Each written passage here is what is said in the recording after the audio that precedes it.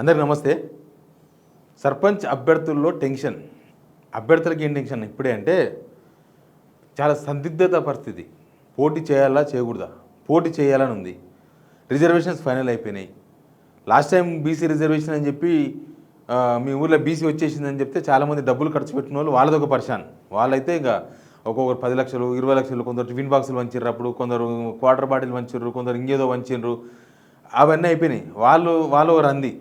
కానీ ఇప్పుడు ఎలక్షన్స్ పోటీ, ఇప్పుడు జనరల్ వచ్చింది ఊర్లో. ఆ జనరల్లో పోటీ చేయడానికి ఒక 2-3 ఆసక్తిగా ఉంటారు. లేకపోతే బీసీ వచ్చింది, ఆడ పోటీ చేయడానికి 2-3 ఉంటారు. ఎస్సీ ఎస్టీ ప్రతి దగ్గర ఉంటారు. కానీ ఏంది పోటీ చేస్తే వాట్ నెక్స్ట్? ఇప్పుడు రాజకీయ నాయకులు, ముఖ్యంగా సర్పంచ్ గ్రామస్థాయిలో ఉండే సర్పంచులు, వార్డు మెంబర్లు, వాళ్ళు దేనికోసం చేస్తారు? ఒకటి రాజకీయ జీవితం కోసం అయినా చేయాలి, మనం లైమ్ లైట్లో ఉండాలని.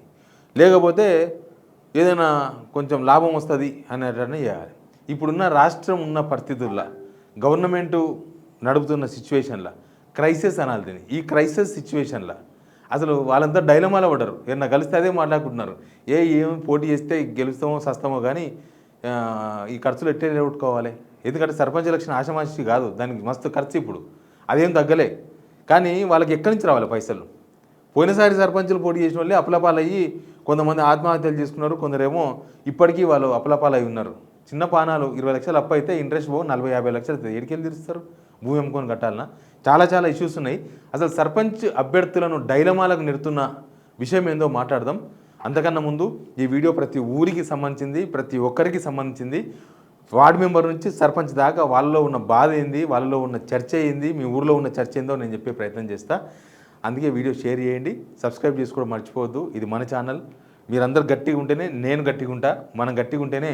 గవర్నమెంట్ను ప్రశ్నించేది పని కాదు, ఇది సింపుల్. ఏ గవర్నమెంట్ అయినా సరే ప్రశ్నించే వ్యక్తులతోనే పనులు అవుతాయి.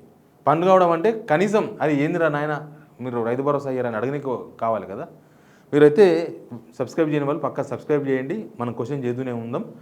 ఇక సరే, అనేక హైడ్రామాల మధ్య వచ్చే ఎలక్షన్ అప్పబాబు వచ్చే పోయిన సంక్రాంతి, పోయిన దసరా నుంచి సంక్రాంతి పోయి, దసరా పోయి, దీపావళి పోయి, అన్నీ పోయి మళ్ళీ ఇప్పుడు ముహూర్తం కుదిరింది. ఇప్పుడు ఎలక్షన్ ఇప్పుడు నడుస్తుంది. ఇప్పుడేం డౌట్ లేదు, ఎలక్షన్ ఓకే. ఎందుకంటే 50% రిజర్వేషన్ లోబడే రిజర్వేషన్స్ ఇచ్చిండ్రు. సుప్రీంకోర్టు లోబడి అన్నారు. కేసీఆర్ కూడా అదే చేసిండు. వీళ్ళు ఏదో ఎక్స్ట్రాలు చేయబోయారు కానీ జనాలను మోసం చేసిండ్రు. ఎక్స్ట్రాలు చేయబోయి జనాలను అనవసరంగా పరిశాన్ చేసిండ్రు. సరే, ఇప్పటికైతే ఎలక్షన్ జరగబోతుంది. ఇప్పుడు సర్పంచ్ ఎలక్షన్స్లో పోటీ చేయడానికి ఎవరు పోటీ చేయాలి? ఆ ఊరోళ్ళే పోటీ చేయాలి. వార్డు మెంబర్లు వాళ్ళే పోటీ చేయాలి. ఇప్పుడు వాళ్ళకున్న సిచ్యువేషన్ ఏంటంటే, పోటీ చేయాలనుకుంటున్న వాళ్ళు ఏమనుకుంటున్నారు? ఇప్పుడు ఒక 3000 ఓట్లు ఉండే ఒక విలేజ్ అనుకుందాం. వాళ్ళకు ₹1,00,00,000 ఖర్చు అవుతుంది. 100% ₹1,00,00,000 అవుతుంది. ఓటుకు ఇంత వంచాలి, రకరకాల ఖర్చులు ఉంటాయి, అన్ని వ్యవహారాలు ఉంటాయి, కాంపిటీషన్ ఉంటుంది, అన్నీ ఉంటాయి. ఇక 2000 ఓట్లు ఉన్న దగ్గర అయితే ఈజీగా 60-70 లక్షలు అవుతాయి. ఇక వార్డు మెంబర్ కూడా 10 లక్షలు పెట్టినది వార్డు మెంబర్ కూడా ప్రస్తుతం వెళ్ళది. అట్లాంటి సిచ్యువేషన్ ఇప్పుడు.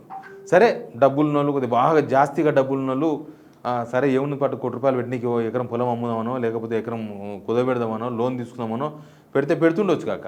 కానీ వాట్ నెక్స్ట్?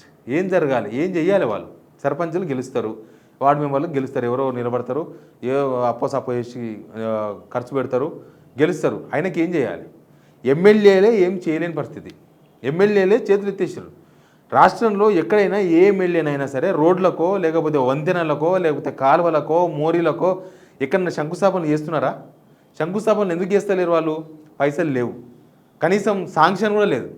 శాంక్షన్ ఉన్న ఒక ఊరికి పలానా దగ్గర రోడ్ వేయాలి, ఆ రోడ్డుకు ఒక 20 లక్షలు, 30 లక్షలు, 50 లక్షలు శాంక్షన్ అయినాయి అనుకుంటే కనీసం అక్కడ ఎమ్మెల్యే వచ్చి ఒక కొబ్బరికాయ కొట్టి శంకుస్థాపన చేసి ఆయన పేరు ఉంటుంది, సంతోషపడతాడు. ఇంకా తర్వాత కాంట్రాక్టర్ తిప్పాలి, కాంట్రాక్ట్ పడతాడు, నడుస్తుంది. కానీ ఇప్పుడు వాళ్ళు ఎవ్వరు శంకుస్థాపన కూడా చేస్తలేరు. అంటే ఏంది పొజిషన్ అంటే ఏం లేదు. రోడ్లు వేయడానికి పైసలు లేవు, లేకపోతే ఊర్లలో ఉండే సమస్యలు పరిష్కరించడానికి గవర్నమెంట్ దగ్గర పైసలు లేవు. రేవంత్ రెడ్డి గారు ఓపెన్గా చెప్పారు, దానిలో మనం దాచుకోవాల్సిన అవసరం కూడా ఏం లేదు. కోస్తే రూపాయి రాదన్నాడు. కోస్తే రూపాయి ఎవరికీ లేదు ఇక్కడ. మరి ఇంకా ఊర్లలో ఏం పని చేయనీకే వీలు లేకనే ఎమ్మెల్యేలే శంకుస్థాపనలకు దూరం అయిపోయారు. 2 సంవత్సరాలు అయింది. అసలు ఎంత హడావిడి ఉంటుంది. ఎమ్మెల్యే కొత్తగా గెలిచిన ఎమ్మెల్యేలు చాలామంది ఉన్నారు. కొత్తగా వచ్చిన గవర్నమెంట్ ఊర్లలో ఎట్లా ఉండాలి? రోజు శంకుస్థాపనలు, ప్రారంభోత్సవాలు, రకరకాల కార్యక్రమాలు, అవి ఇవి ఏవో ఉండాలి. ఏమైనా ఉన్నాయా? ఏమీ లేవు. ఇప్పుడు చీరలు పంచుతున్నారు. ఇంద్రమ్మ చీరల ప్రోగ్రాము, అంతకుముందు కళ్యాణ లక్ష్మి చెక్కుల పంపిణీ, మధ్యలో సీఎంఆర్ఎఫ్, ఇప్పుడు ఎల్ఓసీలు కూడా వస్తలేవంట. సీఎంఆర్ఎఫ్ కూడా ఎన్ని లక్షలు పెట్టి 60,000 రూపాయలు ఇస్తున్నారు. ఎమ్మెల్యేలు ఇప్పుడు అభివంచనకి కూడా వాళ్ళ ముఖం చెల్లకుండా అయిపోయింది. లాస్ట్కు 3 లక్షలు 4 లక్షలు పెట్టి వైద్యం చేయించుకుంటే, ఇప్పుడు వైద్యం అంటే లక్షల వ్యవహారం, చేయించుకుంటే అప్లై చేస్తే 50,000 60,000 వస్తుంది. అవి తీసుకపోతే ఎమ్మెల్యే ముఖం మీద అడుగుతారు. ఇప్పుడు కళ్యాణ లక్ష్మి చెక్కులు ఇద్దామంటే కూడా భయపడతారు ఎమ్మెల్యేలు. పోతే తులం బంగారం ఎక్కడ అని అడుగుతున్నారు. ఇప్పుడు చాలా ఏరియాలలో పోతే వాళ్ళని ప్రశ్నిస్తున్నారు జనం. ఇంకా ఇదంతా రేపు సర్పంచ్ మీద పడిన పడుతుంది. ఏమిటంటే ఊర్లో ఎట్లుంటుంది, కుసుకుతే సర్పంచ్ ఇంటికి ఆడుకోతారు. చందా అంటారు, రోడ్డు అంటారు, మోరీ అంటారు, ప్రతి ఒక్కటి అంటారు. అవన్నీ సర్పంచ్ ఎడికి వెళ్ళి పెడతాడు. సర్పంచ్ పెట్టిన పైసలు, ఎలక్షన్స్లో పెట్టిన పైసలు రికవరీ చాలా కష్టం. అసలు అవి 5 సంవత్సరాల్లో కూడా రికవరీ అయ్యే అవకాశాలు ఉండవు. ఎందుకంటే ఏం లేదు, ఏం పని లేదు, ఎమ్మెల్యేకే దిక్కు లేదు, ఎమ్మెల్యేకే పని లేదు. సర్పంచ్ ఏం చేయాలి? సర్పంచ్కి ఏముంటుంది ఆడ చేనికి ఏముంటుంది? సర్పంచ్కి ఎక్కడి నుంచి వస్తుంది ఇన్కమ్?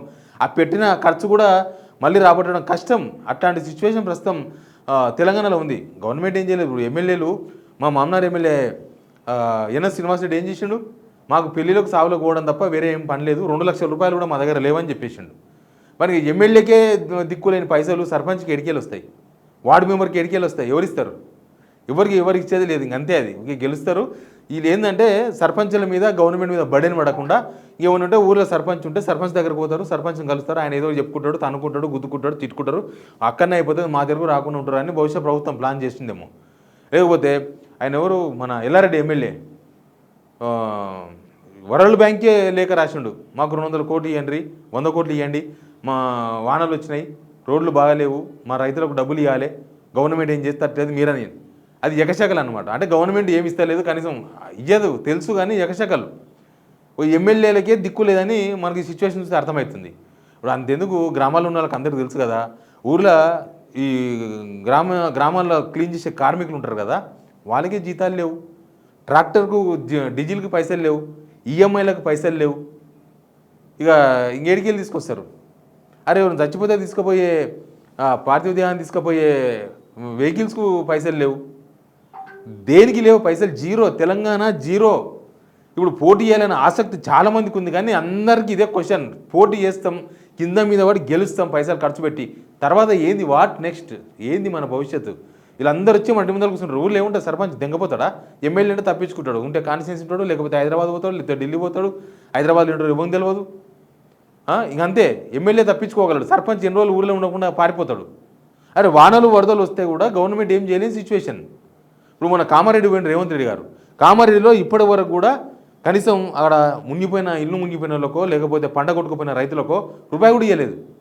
ఆ ఎమ్మెల్యే ఎల్లారెడ్డి ఎమ్మెల్యే ఎందుకు లేక రాసిన వరల్డ్ బ్యాంక్కి ఇవ్వలేదని రాసిండు. మన హన్మకొండకు రేవంత్ రెడ్డి గారు, హన్మకొండలో వరద వచ్చింది, హన్మకొండలో ఇంటికి 15,000 రూపాయలు ఇస్తామన్నారు. ఒక్క ఇంటికి కూడా 15 రూపాయలు కూడా ఇవ్వలేదు. 15,000 తర్వాత విషయం. నెల రోజులు అయిపోయింది. అంతెందుకు, సంవత్సరం పైన అయింది ఖమ్మంలో వరద వచ్చి మొత్తం కొట్టుకుపోయిన కట్టుబడులతో మిగిలిపోయారు. 4 రూపాయలు కూడా ఇవ్వలే. ఇక రేపు నాడు ఇదే సిచ్యువేషన్ ఉంటుంది. ప్లస్ ఒడ్లు కొనకపోయినా ఎమ్మెల్యేలు మోహన్ చాటేస్తున్నారు, కానీ సర్పంచ్ మోహన్ చాటేయగలడా? పత్తి కొట్టలేరు, సర్పంచ్ దెంగపోగలడా కనిపించకుండా? పొద్దుగాలు వచ్చి సర్పంచ్ కాడ కూర్చుంటారు. ఏందా ఇదంతా అని మొత్తం ఆయన మీదకి పోతుంది. ఈ దరిద్రం అంతా, ఈ శని అంతా సర్పంచ్ మీదే ఇల్లదీయాలి. సర్పంచ్ మీదకే పోతుంది. సర్పంచ్ ఏం చేస్తలేడు, సర్పంచ్ ఏం పట్టించుకోవా, సర్పంచ్వా ఏమో నువ్వు ఇట్లా చేస్తున్నావు, గట్ట చేస్తున్నావు. ఎమ్మెల్యే కనవాడు, మినిస్టర్ దొరకడు, సీఎం వేదికల మీద ఉండి చేతులు ఊపుతాడు, అభివృద్ధికే ఓటేయండి, చీరలు కట్టుకోవచ్చు అని చెప్తాడు. అంటే చీరలు ఇచ్చేది ఎలక్షన్స్ కోసమే. చీరలు తీసుకొని ఓట్లు వేయాలన్నా ఇప్పుడు జనం? చీరలు తీసుకొని ఆ చీర ఎన్ని రోజులు ఉంటుంది? మంచి చీరలే సంవత్సరం కూడా ఉండలేవు. ఆ చీర ఎన్ని సంవత్సరాలు ఉంటుంది? ఏదో ఎలక్షన్ వచ్చింది కాబట్టి ఆ చీరలు మంచిరు, లేకపోతే ఆ చీరలు కూడా మంచితోలు కాదేమో. ఇప్పుడు మరి ఏం చేయాలి? పైసలు లేవు, గవర్నమెంట్ రెస్పాన్సిబిలిటీ లేదు, పోనీ అసలు సమస్యలు పరిష్కరిద్దామన్న ఒక మినిమం జ్ఞానం లేదు, మినిమం పట్టించుకుందాం. ఏ ఎమ్మెల్యేనన్నా ఒడ్ల కొనుగోలు దగ్గరకు వచ్చి అట్టెట్లా ఒడ్లు కొండలేరని అడుగుతుండా? ఏ ఎమ్మెల్యేనన్నా పత్తి రైతుల దగ్గరకు వచ్చి ఏమైనా పత్తి ఎందుకు కొండలేరని చెప్పేసి అడిగిండ వాళ్ళను? ఎవరు అడుగుతున్నారు? ఎవ్వరు ఏం అడుగుతలేరు. హాస్పిటల్స్లో ఎట్లుంది సిచ్యువేషన్? ఊళ్ళో ఎవరికి ఏమైనా సర్పంచే దిక్కు, పెద్ద దిక్కు. ఊళ్ళో ఒక ఆయన హాస్పిటల్ పాలైనంటే సర్పంచే తనలాడాలి, ఏడుకోయి తనలాడాలి, ఏడికెళ్ళి తీసుకోవాలి సర్పంచ్. అట్లాంటి ఒక చీకటి అనమాట. ఎవడైనా చీకట్ల నుంచి వెలుగులో కోసం ప్రయత్నం చేస్తారు. ఇప్పుడు సర్పంచ్ అభ్యర్థులు వెలుగులో ఉన్నారు, మేము చీకట్లో కోవాలన్న ఒక ఆలోచన వస్తుంది వాళ్ళకి. ఏం చేయాలి? ప్రభుత్వమే ఏం చేయకపోతే ఊళ్ళో మేము ఎట్లా తట్టుకోగలమన్న ఆలోచన ప్రతి ఒక్కరికి ఉంటుంది కదా. ఇప్పుడు అందరూ డైలమా అదే, సర్పంచ్ అభ్యర్థులు అందరూ కూడా డైలమా దేనికోసన్నారంటే పోటీ చేయాలన్నా చేయకూడదా, అసలు పోటీ చేస్తే ఎంత డబ్బులు ఖర్చు అవుతాయి, ఆ డబ్బులు మళ్ళీ రికవరీ చేసుకోగలమా, రికవరీ అవుతుందా, ఆ పైసలు వస్తాయో పోతావో కానీ తర్వాత వచ్చే కాంప్లికేషన్స్ ఏంది, తర్వాత మన ఇంటి మీదకి వచ్చి తోడేవాడు, మన ఇంటి ముందర కూర్చొని తోడేవాడు, మన మీదకి వచ్చి తోడేవాడు, ఇదంతా ఏంది, మనకెందుకు ఈ పెంట, ఎవరికైనా ఉంటుంది కదా ఈ ఆలోచన. ప్రస్తుతం అందరు అభ్యర్థుల మెదడులో తెలుస్తున్న ప్రశ్న ఇదే. చూద్దాం ఏం జరుగుతుందో. Please subscribe signal TV.